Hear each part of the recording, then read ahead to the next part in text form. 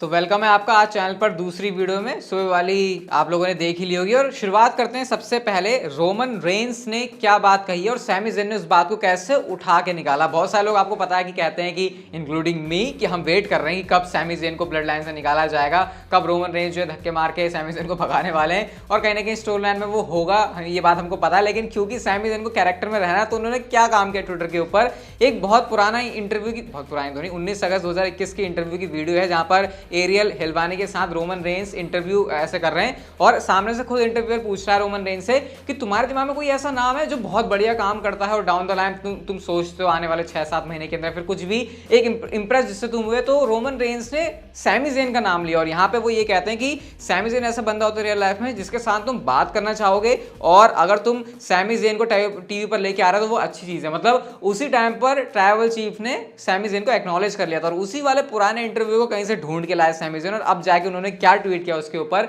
वो कह रहे हैं कि देखो हर कोई बंदा जो कि कहता है कि ब्लड लाइन से जो है मुझे निकाल दिया जाएगा, मेरा मतलब मैं बिलोंग नहीं करता और मैं जैसे उनकी चाट रहा हूं, तो यहाँ पे तुम देख लो रोमन रेंस ने 1 साल पहले क्या कहा था मेरे बारे में और यहाँ पे जो थिंग्स हैं there is actually a mutual respect, मतलब कि सारी म्यूचुअल रिस्पेक्ट वाली चीज़ों की बात कर रहे हैं। तो ये बहुत सही है। वैसे सैमी ज़ेन का जो कैरेक्टर चल रहा है, अभी रिसेंट में उन्होंने एक ट्वीट और किया था, भाई बहुत फनी है। सैमी ज़ेन सोच लो किस हिसाब से चल रहे हैं, क्या ट्वीट था, पिक्चर है यहाँ पे, सैमी ज़ेन यहाँ पे दिख नहीं रहे और सैमी ज़ेन कह रहे हैं कि हाँ ठीक है मेरी बेस्ट पिक्चर नहीं है लेकिन जो भी है बिल्कुल सच है यहाँ पे। तो ये बहुत मस्त चल रहा है सैमी ज़ेन का कैरेक्टर, लंबा चलेगा, देखने में मजा आएगा। लेकिन हाँ मैं उस मोमेंट का भी वेट कर ही रहा हूँ, अगेन सैमी ज़ेन सॉरी, लेकिन मैं उस मोमेंट का भी वेट कर रहा हूँ कि जब ब्लड लाइन से सैमी ज़ेन निकलेंगे, क्योंकि वो किस तरीके से होगा, कितनी कॉमेडी हो जाएगी वहाँ पे, वो मेरे से तो अभी समझ नहीं आ रहा। आप क्या इसके ऊपर कुछ प्रिडिक्शन या फिर कुछ भी कहना चाहोगे तो मुझे बताना कमेंट सेक्शन के अंदर। नेक्स्ट बात करते हैं गाइस ब्रॉलिंग ब्रूट्स के बारे में और शेमस ने क्या कहा अपने खुद के बारे में, ब्रॉलिंग ब्रूट्स के बारे में। उन्होंने कहा कि मेरे को 13 साल से भी ज्यादा हो गए WWE के अंदर मेन रोस्टर के ऊपर,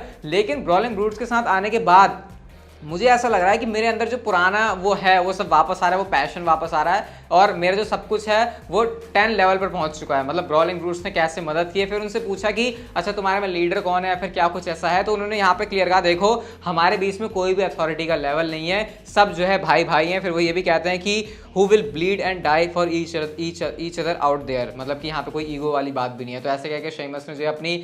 यूनिटी, अपनी स्ट्रेंथ, अपनी जो सब कुछ फैक्शन की अच्छाइयाँ वो गिना दी हैं और अचानक से हम ये भी देख रहे हैं कि कैसे WWE के अंदर जो फैक्शंस हैं वो अच्छी हो रही हैं और एक्साइटेड भी मैं आगे देखने के लिए, क्योंकि अब आगे सर्वाइवर सीरीज भी आएगा तो इस टाइम पर बहुत सारे ऐसे मैचअप्स जो कि बनाए जा सकते हैं एंड ट्रिपल एच के कंट्रोल में वाली सर्वाइवर सीरीज होगी तो फिर उसका डेफिनेटली एक डिफरेंट मजा भी होगा। कल की मंडे नाइट रॉ की बात करते हैं तो कुछ स्पॉयलर्स आप कह सकते हो ज़ेरो न्यूज़ की तरफ से आए हैं। अभी मैं इसको स्पॉयलर्स बोलूँ या फिर क्या रिपोर्ट बोलूँ, जो भी आपको मानना है। रिपोर्ट यह है कि जो कल DX है, क्योंकि 25th एनिवर्सरी है, वो भी आ रहे हैं तो ओपनिंग में ही आपको DX देखने को मिलेगी। उसके बाद जो है ब्लड लाइन शेड्यूल है और मेन इवेंट के लिए सैमी ज़ेन और रिडल का मैच है। अब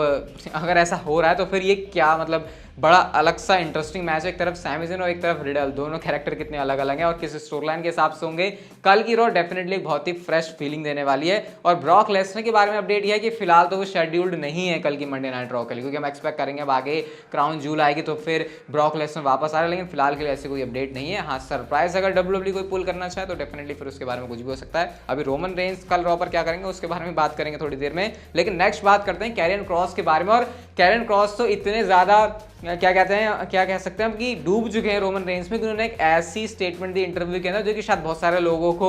गुस्सा दिला सकती है या फिर कह सकते हैं कि डिबेट करने वाली बात है। तो कैरियन क्रॉस ने ये कहा कि हर कोई बंदा इस समय रोमन रेंस के साथ रिंग में होना चाहता है और मैं उनको पता था कि वो कुछ कहने वाले हैं। उन्होंने कहा कि कोई इसे माइंड नहीं करेगा, लेकिन मुझे ब्रूनो सैमर्टिनो, रोमन रेंस एक उन्होंने जो है सेम जगह पे उन्होंने रखा। उन्होंने कहा कि वो मॉडर्न डे का ब्रूनो सैमर्टिनो है। अब ब्रूनो सैमर्टिनो WWE के अंदर क्या कुछ कर चुके हैं और कह सकते हैं कि एक सुपरस्टार होने का जो लेवल सेट किया था वो कहीं ना कहीं वहीं से आया था। उनका जो रेन रहा है चैंपियनशिप के लिए उसको तो कोई मैच नहीं कर सकता WWE, मुझे लगता भी ना आने वाले टाइम में और ना कभी भी। तो उन्होंने कहा कि जो ब्रूनो सैमर्टिनो है मॉडर्न टाइम के ब्रूनो सैमर्टिनो हमारे रोमन रेंस से, तो ऐसा कहा कि उन्होंने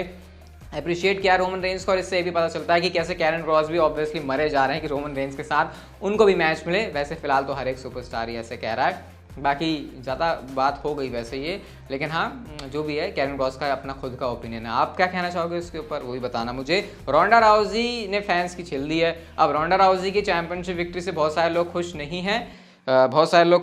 हैं, हो सकता है ऐसे। तो रोंडा राउजी ने क्या इंस्टाग्राम के ऊपर लिखा उन लोगों के लिए, तो ये आप देख सकते हैं इंस्टाग्राम के ऊपर उन्होंने ये वाले पिक्चर यूज़ की अपनी एक्सट्रीम रूल्स, और यहाँ पर वो लिख रही है go home and cry about it, और साथ में उन्होंने नेक बियर्ड्स कह के भी उन लोगों को कहा है, और वो बता रही हैं कि भाई तुम बोलते रहो, जो मुझे करना था वो तो मैं कर चुकी। अब देखते हैं ये रोंडा राउजी को चैंपियनशिप देने का डिसीजन ट्रिपल एच ने लिया, तो आगे जाकर क्या वो प्लान्स को एग्जीक्यूट करते हैं, क्योंकि अब तक तो हमने देखा है कि कई बार डब्ल्यूडब्ल्यू के अंदर ऐसे होता है कि हाँ कर दिया, बस आगे जाके सोच लेंगे कि इसका क्या करना है। But I hope triple H के एरा में ऐसा कुछ नहीं हो रहा है, और मैं अब डेफिनेटली देखने के लिए इंटरेस्टेड हूँ कि क्या प्लान्स होंगे, क्योंकि लिव मॉर्गन से चैंपियनशिप ली है तो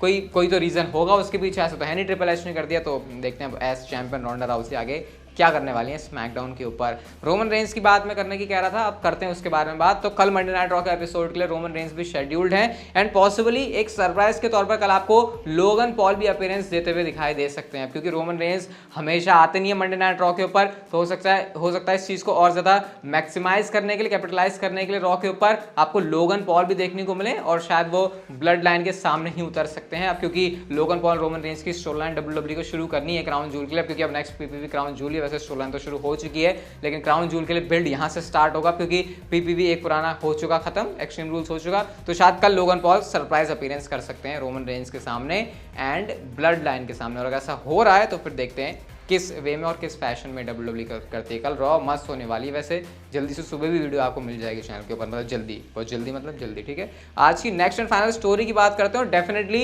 ये बहुत सारे लोगों को निराश कर देगी ये बात, अब स्पेशली डब्ल्यूडब्ल्यू के फैंस की मैं बात कर रहा हूँ। अब आपको पता है, मैंने आपसे कहा था कि 2022 में जो जॉन मॉक्सली का कॉन्ट्रैक्ट एडब्ल्यू के साथ खत्म हो रहा है, अगर वो उसको रिन्यू करते हैं तो ठीक, नहीं करते तो फिर वो डब्ल्यूडब्ल्यू में आ सकते हैं, और वैसे भी ट्रिपल एच के अंडर में अब डब्ल्यूडब्ल्यू आ गई है, और डीन एम्ब्रोस जो जॉन मॉक्सली ने ये कहा था, ये कह के डब्ल्यूडब्ल्यू छोड़ी थी कि मुझे मेरी फ्रीडम के हिसाब से चीजें नहीं मिलती कंपनी के अंदर। अब आपने देखा ही है कि कैसे सुपरस्टार्स को फ्रीडम मिल रही है, मतलब लुच्ची पुच्ची सुपरस्टार्स को भी फ्रीडम मिल रही है। बड़े स्टार्स में देखे तो फिर जैसे हमने ब्रे वाइट को वापस देखा, वो क्यों वापस आया, इसी वजह से क्योंकि ट्रिपल एच कंट्रोल में है, और अब सबको बिलीव है कि हाँ हम वो चीज कर सकते हैं जो कि हम पहले नहीं कर सकते थे। लेकिन डीन एम्ब्रोस ने क्या किया है गाइस, सैड हो जाओगे आप शायद सुन के, अगर आप डीन एम्ब्रोस को डब्ल्यूडब्ल्यू में देखना चाहते हो, फिर शील्ड के सपने देख रहे थे, एटलीस्ट 5 साल ऐसा कुछ भी नहीं होने वाला, क्योंकि डीन एम्ब्रोस ने एडब्ल्यू के साथ कॉन्ट्रैक्ट साइन कर लिया है, और 2027 तक वो एडब्ल्यू के साथ ही कॉन्ट्रैक्ट में है, यानी कि जो भी वो चीज़ करेंगे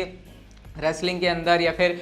जो भी करना, वो सारा काम उनका एडब्ल्यू के लिए होगा। और साथ में ये भी पता चलता है कि वो हाँ न्यू जापान के लिए भी काम कर सकते हैं। अब क्या किसी तरीके से आने वाले 5 सालों में कॉन्ट्रैक्ट के हिसाब से डीन एम्ब्रोस डब्ल्यूडब्ल्यू के अंदर आएंगे? वेल, ऐसा नहीं होने वाला। क्या शील्ड हमको 5 साल में देखने को मिलेगी? ये भी नहीं होने वाला। मैंने ये स्पेकुलेशन जरूर करी है कि अपना करियर खत्म करने से पहले तो एटलीस्ट डीन एम्ब्रोस डब्ल्यूडब्ल्यू में वापस जरूर आएंगे, और 5 साल के बाद आई थिंक डीन एम्ब्रोस उस एज में पहुंच जाएंगे जहां पर ऑब्वियसली करियर तो खत्म नहीं हो रहा, लेकिन हो सकता है उनकी प्राइम चली जाए। तो वो जो अगर आप चीज देखना चाह रहे थे कि शील्ड आए ऐसा अपनी प्राइम वाली चीज, शायद वो चीज नहीं होने वाली, क्योंकि 5 साल एक बहुत लंबा टाइम होता है, वो भी इस स्पोर्ट के अंदर जहां पे अगले सेकंड आपके मूव परफॉर्म करने की वजह से क्या चीज हो जाए आपकी बॉडी को, उसका किसी को कुछ नहीं पता। यहाँ पे बॉडी जो है ऑन द लाइन होती है, आपको पता ही है कितना खतरनाक है स्पोर्ट, हमने इंजरीज वगैरह सब कुछ देखी हुई है, कितनी मामला जो है सीरियस हो जाता है सुपरस्टार्स के लिए, सुपरस्टार्स रिटायर हो जाते हैं। तो इस हिसाब से देखा जाए तो भाई फिर शील्ड उस तरीके से तो अब डब्ल्यूडब्ल्यू में नहीं आने वाली, नहीं देखने वाली जैसे हमने शील्ड अब तक देखी थी। बट हाँ, 5 साल के बाद सिचुएशन बदलती है तो फिर उसके बारे में बात कर सकते हैं। बट फिलहाल के लिए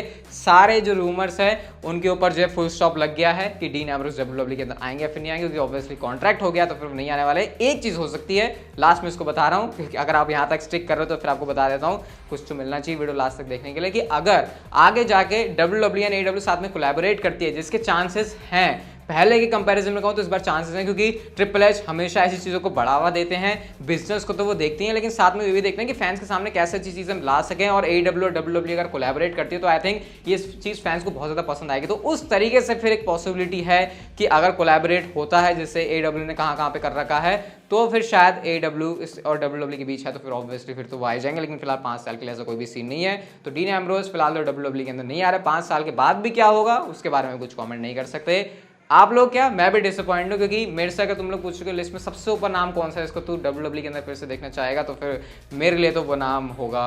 डीन एम्ब्रोस का ही। बट फिलहाल वो चीज़ नहीं होने वाली, मैं भी सैड हूँ। एडब्ल्यू से ज़्यादा मैं डब्ल्यूडब्ल्यू के अंदर प्रेफर करता डीन एम्ब्रोस को। खैर गाइस, जो भी है कॉन्ट्रैक्ट उनका, डिसीजन उनका। आज की वीडियो यहीं तक की थी। आपका काम हो सकता है इस वीडियो को लाइक करने का, like share subscribe, notification bell को ऑन कर दो, and see you guys in my next video. चेहरे पे गम तो वैसे थोड़ा सा दिख ही रहा होगा तुम लोगों को मेरे भी।